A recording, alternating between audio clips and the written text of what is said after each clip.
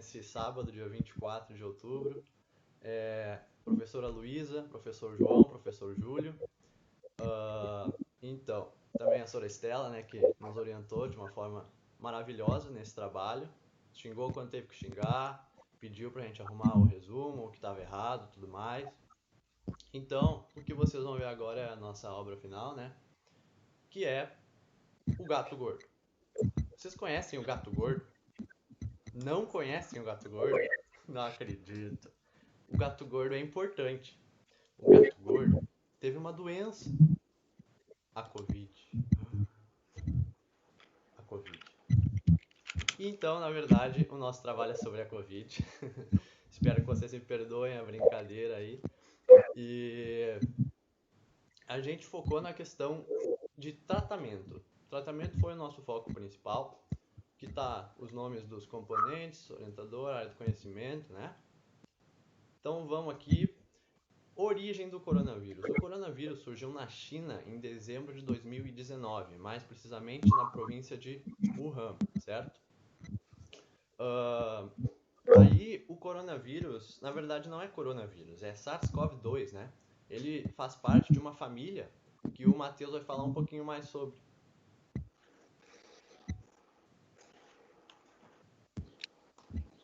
Bom, tá todo mundo me ouvindo? Sim. Só para ter certeza. Tá. Bom dia a todos, meu nome é Matheus, como o Pedro já falou, né? E eu quero começar ressaltando que, como o nosso objetivo do trabalho no caso, dissertar sobre uma possível cura, uma possível vacina, né? E seria um tratamento para essa doença. É sempre importante a gente saber a origem das doenças, pois em diversos casos isso ajuda mesmo na descoberta de uma possível cura ou de uma vacina, né? Embora esse coronavírus tenha sido o de maior impacto, tomando proporções globais, não foi a primeira vez que esses vírus assolaram a humanidade. Essa família entrou em contato com os humanos pela primeira vez no ano de 2002, com o coronavírus da SARS, que é a Síndrome Respiratória Aguda Grave, e ela surgiu na China. Infectou cerca de 8.000 pessoas e matou aproximadamente 800. Mas que, como não apareceram novos casos desde 2004, ela foi considerada erradicada. Depois disso, em 2012, foi a vez da MERS, que é a Síndrome Respiratória do Oriente Médio. E dessa vez ela apareceu na Arábia Saudita e ainda não foi erradicada e ela mata aproximadamente 35% dos infectados. E por fim, a mais recente e mais grave desses vírus, né, que foi a que o Pedro citou anteriormente, nós temos a SARS-CoV-2, que foi a causadora da pandemia de Covid-19, e ela teve início em dezembro de 2019, né, como o Pedro também falou, numa cidade chamada Wuhan, com aproximadamente 11 milhões de habitantes na China, e todas essas três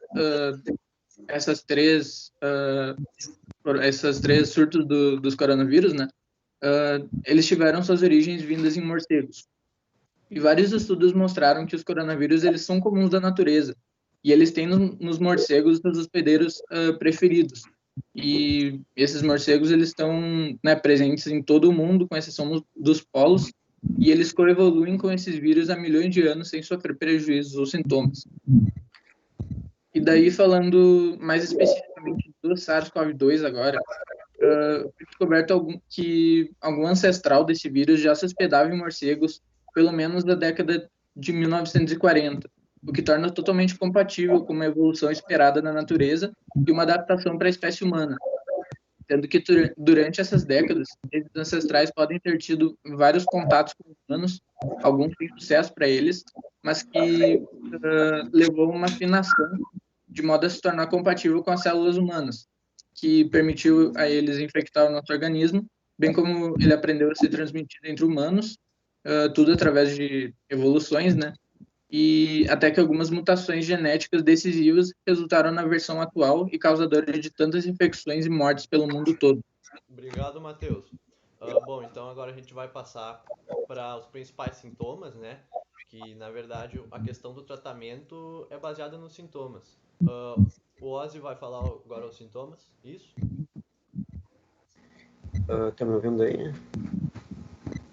Tá ouvindo? Pedro, Tá me Sim, escutando? sim. A princípio, sim. Tá. Então, os sintomas da Covid-19, eles podem variar de um resfriado até complicações mais graves. Então, os principais sintomas são a tosse, a dor de garganta, a dor de cabeça, dores musculares, a febre e, na pior das hipóteses, pode ocorrer dificuldade na respiração. Bom, aproximadamente 4 milhões de pessoas foram infectadas no Brasil até 31 de agosto de 2020. E nesse período houve 120 mil mortes no Brasil e aproximadamente 850 mil no mundo inteiro. Devido a esse número preocupante, várias medidas de isolamento sociais foram aderidas em diversos países, como, por exemplo, a adoção da quarentena e o fechamento de todas as atividades que não são essenciais. De cada 10 pessoas, uma apresenta o quadro grave da doença, que são aproximadamente 10%, na verdade, dos infectados. 30% não apresentam nenhum sintoma, e por isso é mais difícil saber a quantidade exata de pessoas infectadas. As pessoas que não têm nenhuma complicação são 85% dos infectados, e elas podem se tratar apenas com descanso e com uma boa alimentação.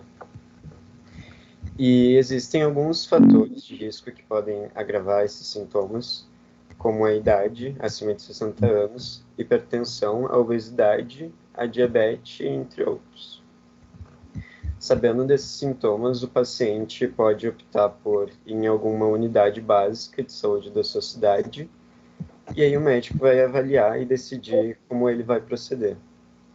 É aconselhado o paciente se tratar em casa por 14 dias, com descanso, com uma boa alimentação, e pode também ser feito acompanhamento médico pelo telefone. Assim, a ideia principal para erradicar uma doença seria a vacina, né? Aqui eu posso citar vários exemplos, sarampo, por exemplo. Tem a vacina, a gente ainda não tem vacina, então essa possibilidade não pode ser considerada, né? Aí, então, a segunda forma de diminuir, desefetivar, vamos dizer assim, inativar a doença seria chamado de contact tracing, né? Que na verdade é um diagnóstico, né? Só que para fazer esse diagnóstico a gente necessita de equipamentos.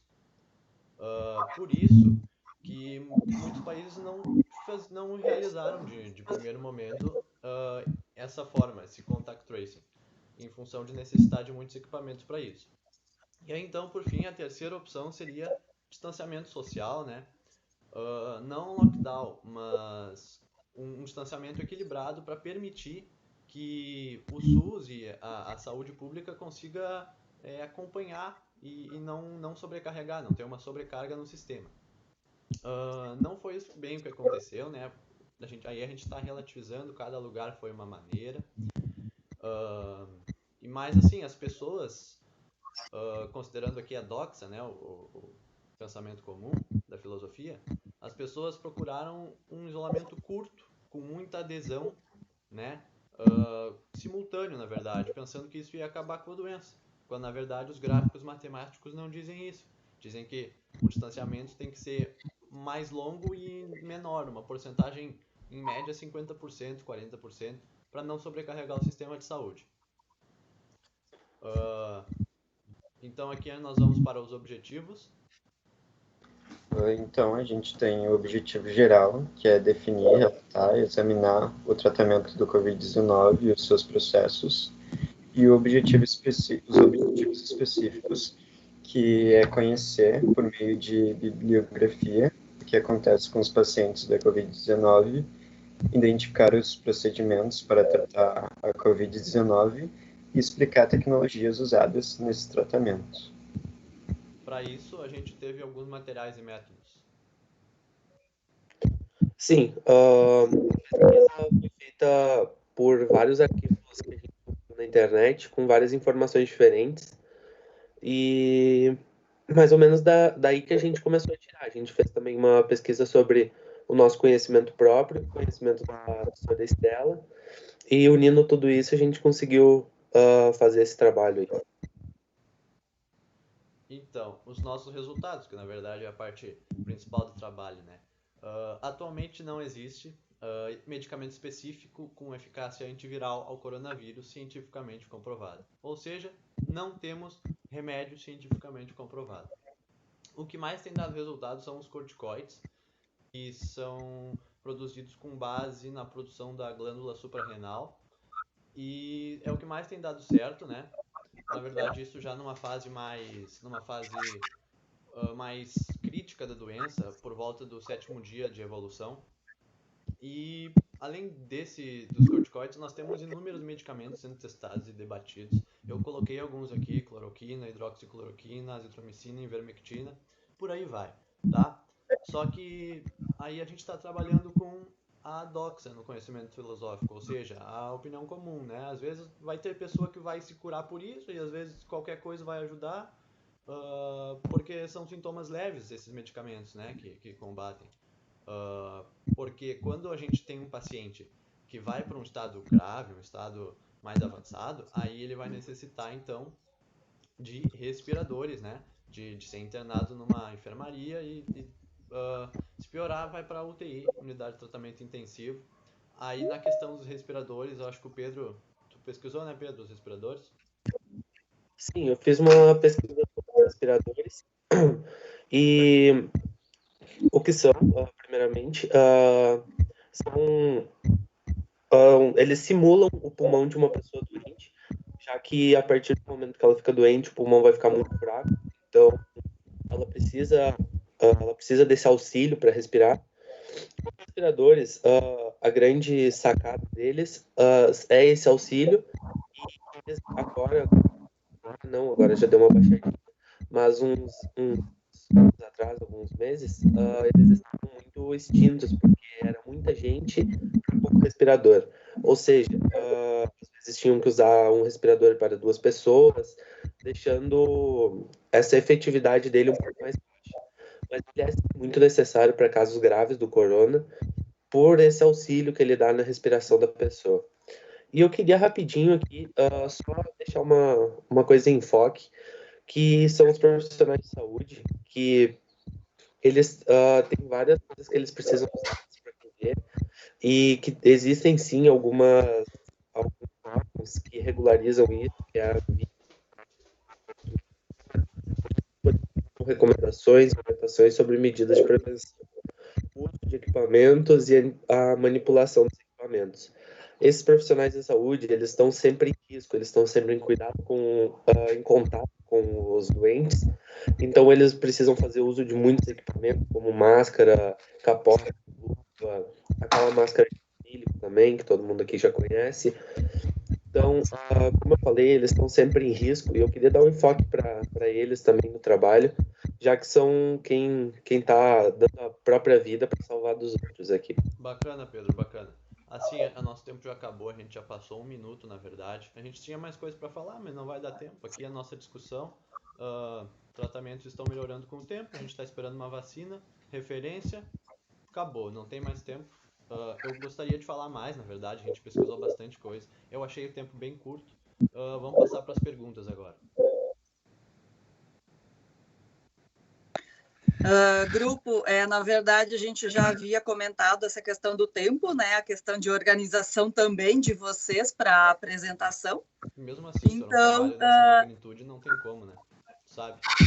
Que depende, né, Pedro? Na verdade, nosso tema é um tema bem extenso. Apresentar um trabalho de pós-graduação, na verdade, o tempo também não é muito além, né? Para tu apresentar um trabalho de 4 anos, por exemplo. Mas, enfim... sim, né, o nosso tempo ele é restrito, então a gente aguarda agora a contribuição da banca, talvez ali vocês consigam então explanar sobre as discussões que vocês chegaram, né, com a pesquisa de vocês. Então, João, por favor. Posso começar agora, João? Sim. Então tá. Pode começar. Então tá, obrigado, João. Então, vou começar. Deixa eu ver aqui, ligar a câmera. Ativou, deu. Bom, o assunto é um assunto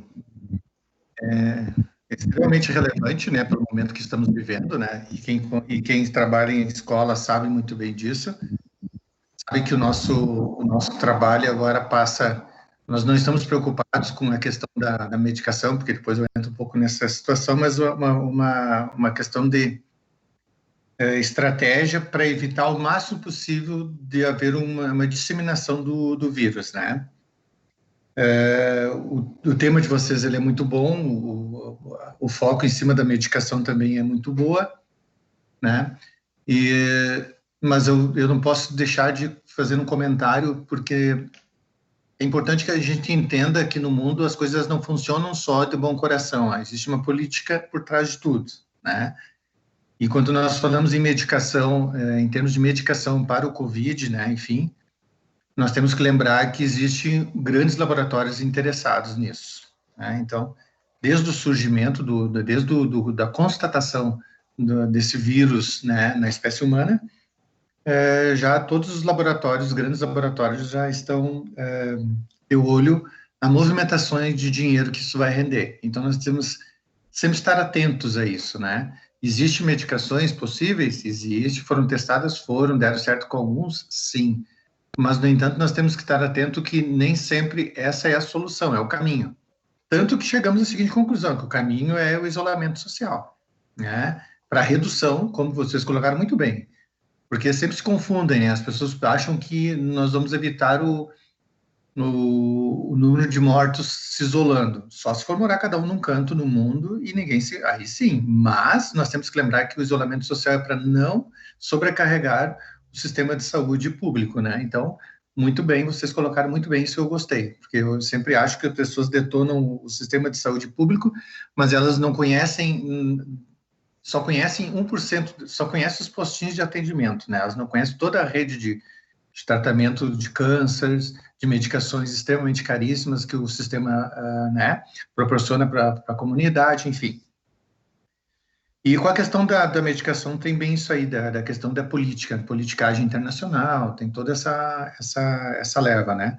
Muitos medicamentos que foram colocados para nós, eles tiveram efeito com uma que outra pessoa, mas eles foram empurrados de forma muito insistente, então a gente já nota que tem uma questão de política no meio.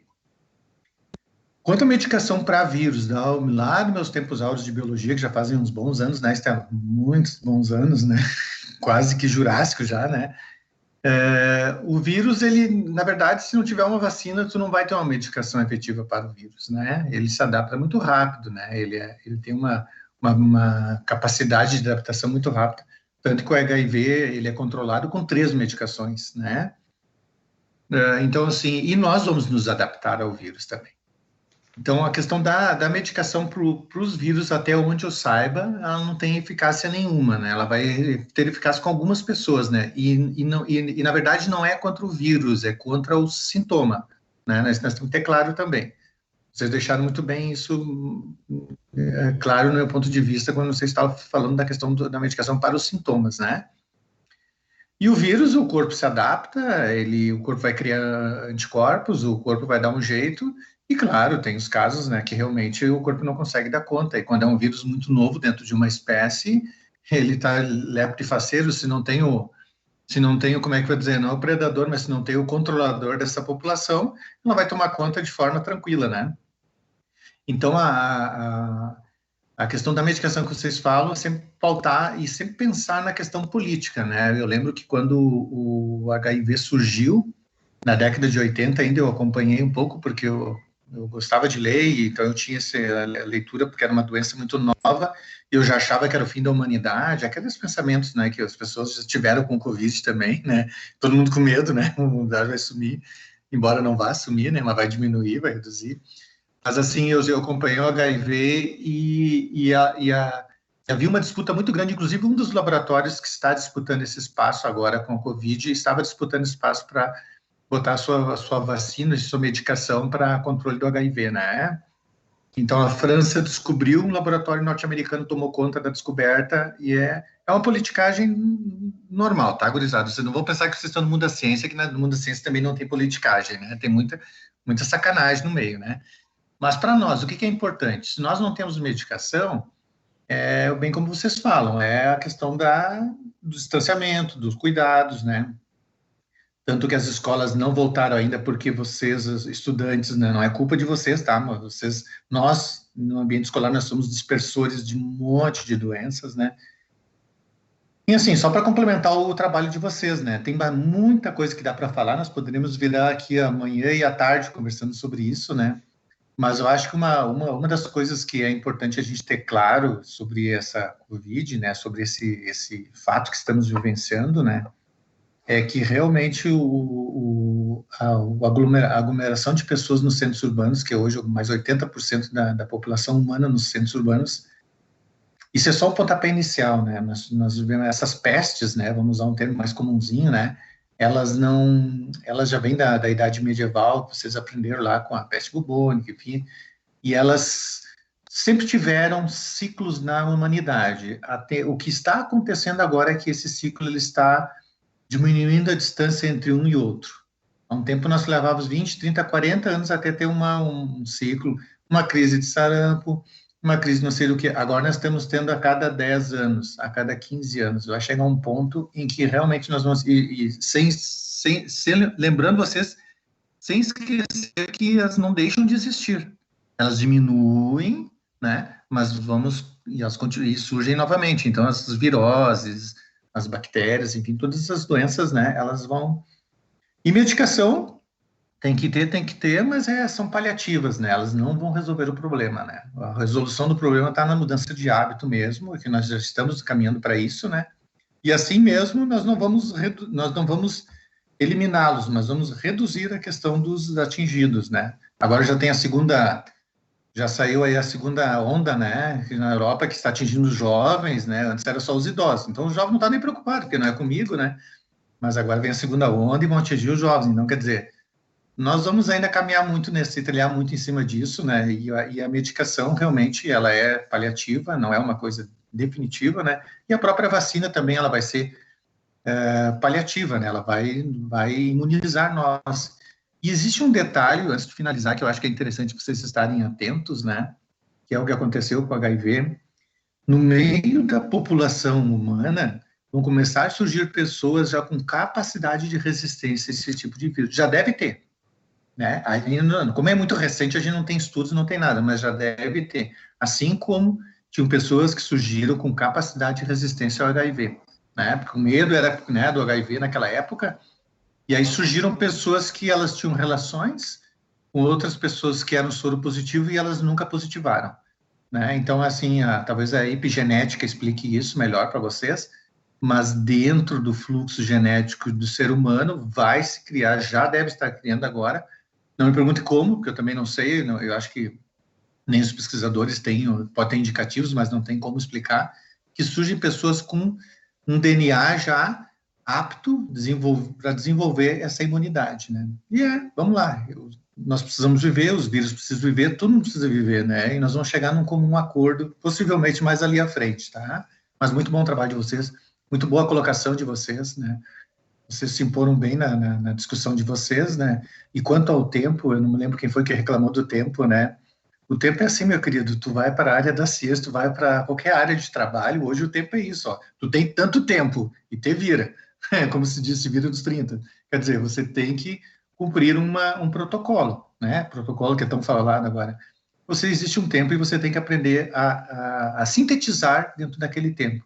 Objetividade, nós somos uma sociedade de objetividade agora, tá? Mas é nesse sentido só que mas, no mais, o trabalho de vocês está muito bom também. É um trabalho atual, eu acho que ele, né, ele vem acrescentar mais e seria importante você expandir para a escola esse trabalho, mas com as questões com os métodos de protetivos, né, com os protocolos, com tudo que tem direito daí. Certo? Muito, muito bacana. Certo, e o texto... Obrigado aí pelo retorno. Realmente, Imagina. sobre a questão ali dos medicamentos e do dinheiro, alguém está ganhando dinheiro vendendo medicamento, né? Então, o ser humano tem esse interesse, mesmo que os medicamentos não funcionem, quanto mais vender, mais dinheiro vai ganhar. Vacina é a mesma coisa, a gente tem uma corrida, né? Uma corrida. E, bom, sobre o tempo aí a gente perde qualidade, né? Porque a gente não pode trazer os dados minuciosos que nós gostaríamos. A gente queria falar de posição prona, plasma convalescente, a questão de alguns serem imunes, que nem tu disse, porque já tem, é verdade. E não deu, mas enfim, é isso aí. Obrigado aí pelo retorno. Que bom que tu gostou. Valeu. Imagina, muito bom o trabalho de vocês. Eu acho que os dois trabalhos, por sinal, né, são muito bons, né? Aí, claro, vocês estão começando uma caminhada aí na pesquisa, eu acho que estão no caminho certo, vão se aprimorando, e não só na pesquisa, para a vida isso aí vai funcionar, né? Mas estão de parabéns também, tá? Eu acho que o João agora pode... Isso, João? Sim. Obrigado. Concordo plenamente com toda a fala do professor Júlio, principalmente aí levando em consideração aí alguns medicamentos que disseram que seria o ideal, tu faz um coquetel ali, tu toma, tu não vai pegar Covid, sabe? E isso, vi de médicos envolvidos com politicagem aí, querendo enfiar a goela abaixo na população, que tu não precisa ficar isolado, tu toma lá um remédio para matar vermes que tu tá de boa. Mas é complicado. É bem complicado. Essa é boa. Quanto ao resumo, pessoal, vocês fizeram ele muito curtinho, né? Eu acho que vocês deixaram tanto tempo, assim, querendo falar tanto na apresentação, né? Usar o máximo de tempo possível e não usaram o resumo da forma como poderiam ter feito. Comparando com os outros 5 resumos, o de vocês ele é bem curtinho, então acho que teria mais espaço para vocês escreverem, né? Eu não sei qual é o limite de palavras, mas eu acredito que teria. Então acho que teve grupos que passaram, inclusive, mas... Fez um resumo resumido. Fizeram um resumo resumido, mas eu acho que tem coisas que tinham que ficar claras no resumo. Assim como numa apresentação, por exemplo, tu não pode deixar uma etapa da apresentação sem ter sido mencionada. Por mais que vocês quiserem ter falado muita coisa, talvez vocês deixaram tempo demais na introdução, porque eu já comecei a ficar confuso. Eu não sabia se aquela introdução já era a metodologia ou se já eram os resultados de vocês. Porque daí chegou uma hora que vocês viram, o nosso objetivo agora é o objetivo, mas vocês já estavam falando um pouco do tratamento antes. Então eu meio que me confundi um pouco ali. Aí só a prática vai levar à perfeição, né? Sempre tentar com 10 minutos, eventualmente a gente vai fazer da forma que a gente quer.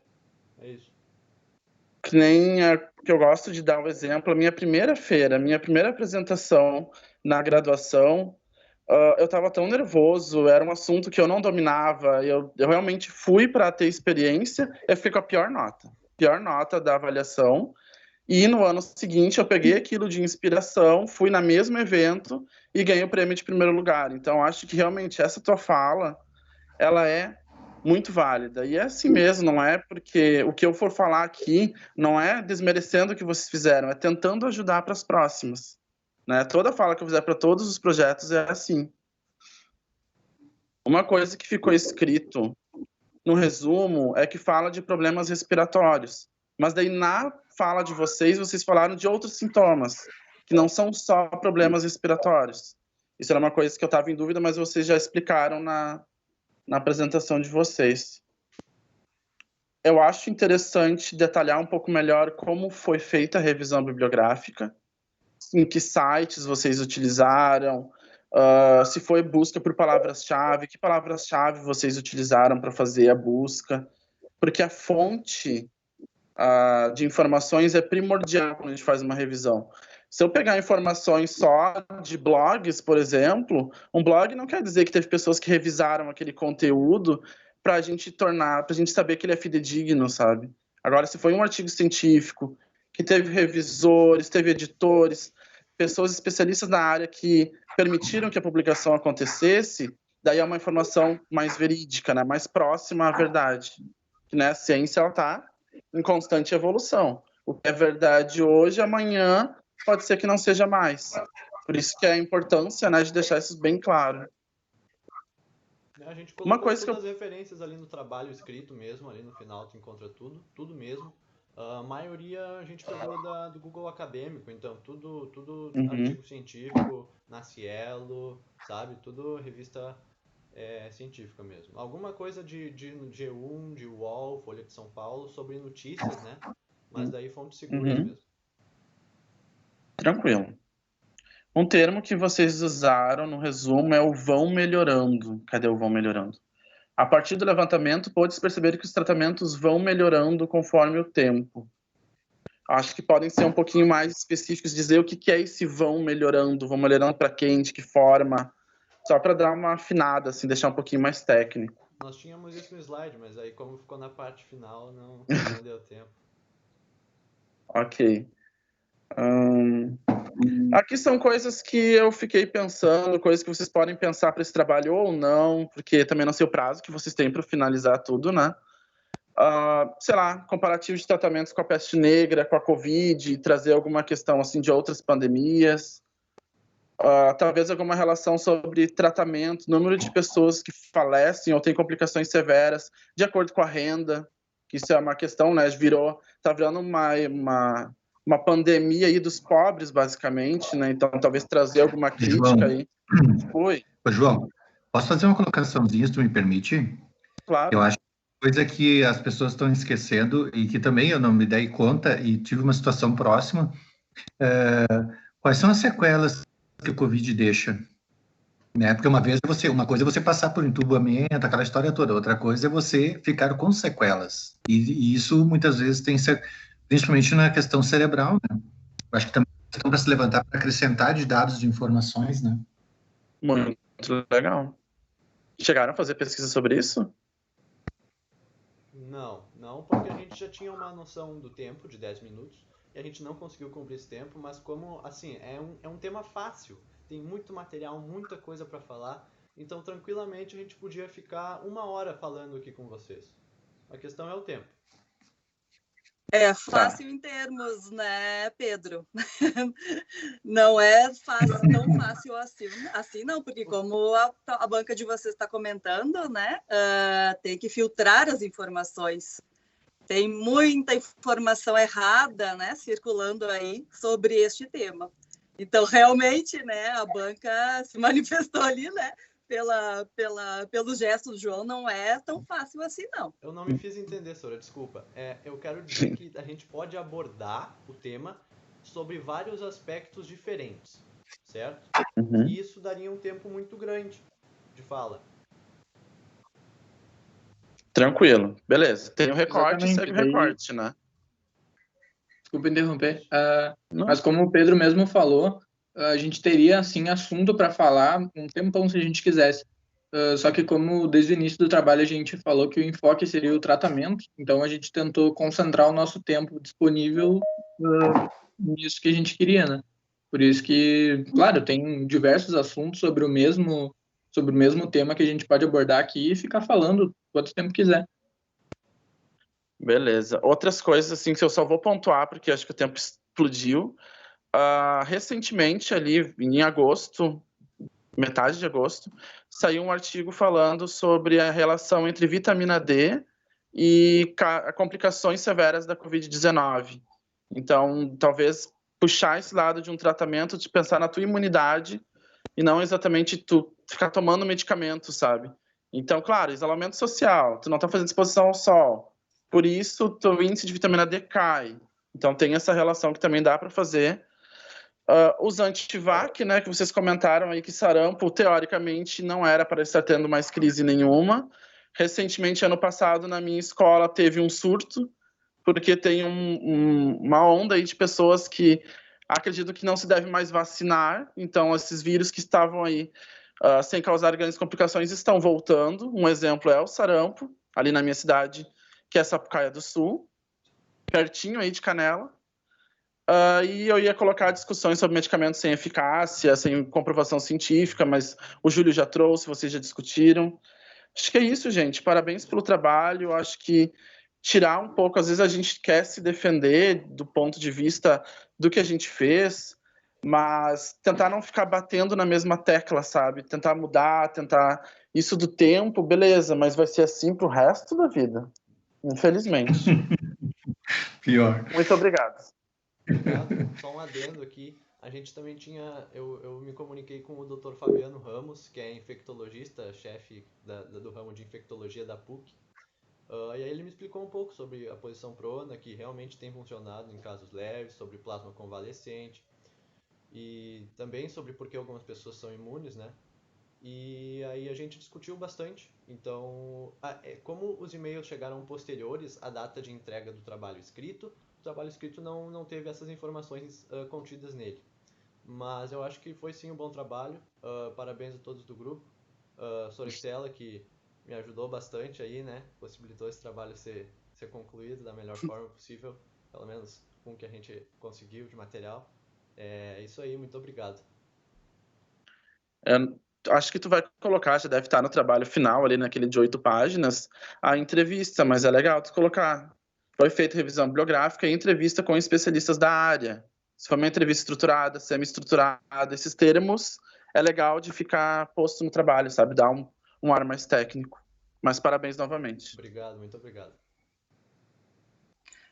Agora eles têm um tempinho, né, João, Júlio, para finalizar mesmo, né, a parte da redação do artigo.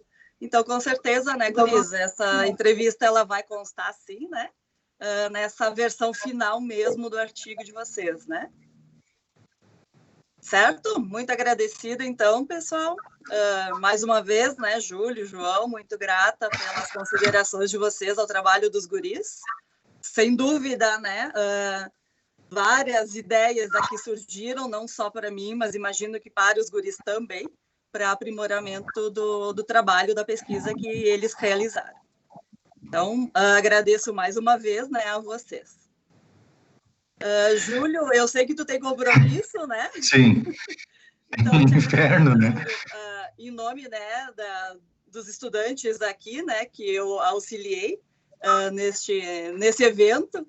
Agradeço em nome também do colégio, da equipe toda, a tua disponibilidade, sim, mais uma vez, sábado de manhã, em participar da nossa avaliadora. E assim, então, que tu puder me enviar as avaliações dos estudantes por e-mail, daí eu fico aguardando, tá? Ah, legal. Então, eu agradeço a todos, né, inclusive os estudantes ali que se proporam também a